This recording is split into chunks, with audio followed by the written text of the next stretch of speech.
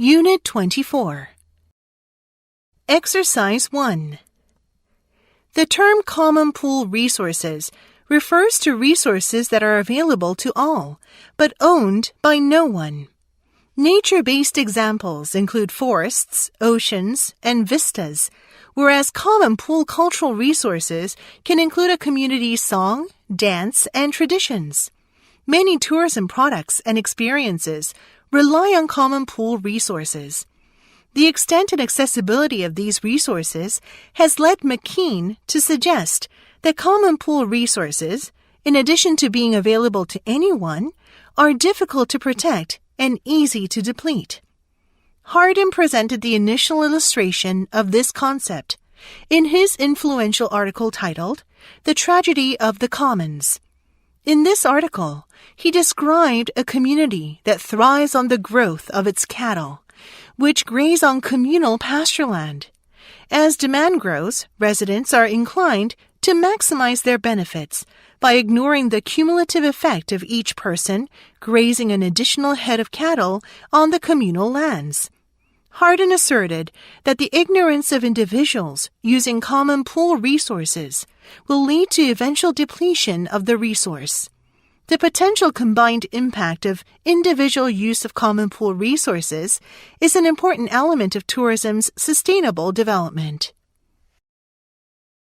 Exercise 2. If part of the attraction of the community to outsiders is its cultural heritage and traditions, that will likely change over time and frequently not for the better.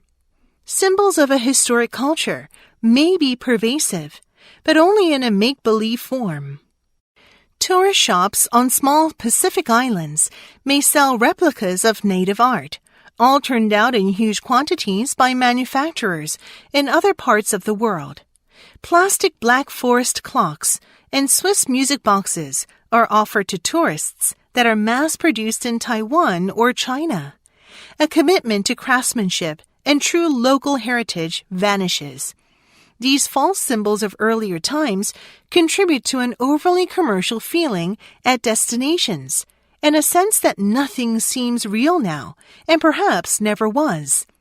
A danger lies in the loss of a sense of personal identity by residents and a feeling of being disconnected from their past. Their heritage and culture now seem less significant or important. It serves primarily as a commercial front for visitors who buy cheap trinkets and watch professionally staged shows that attempt to recreate cultural practices or historic events. Exercise 3. Physical contests and games in Greek culture influenced art, philosophy, and the everyday lives of people wealthy enough to train, hire professionals, and travel to events. However, Greek contests and games were different from the organized competitive sports of today. First, they were grounded in religion. Second, they lacked complex administrative structures. Third, they did not involve measurements and record keeping from event to event. However, there is one major similarity. They often reproduced dominant patterns of social relations in society as a whole.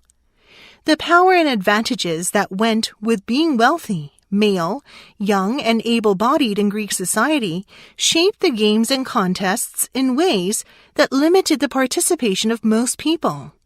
Even the definitions of excellence used to evaluate performance reflected the abilities of young males. This meant that the abilities of others were substandard by definition. If you could not do it as a young, able-bodied Greek man did it, you were doing it the wrong way. This legitimized and preserved the privilege enjoyed by a select group of men in Greek society.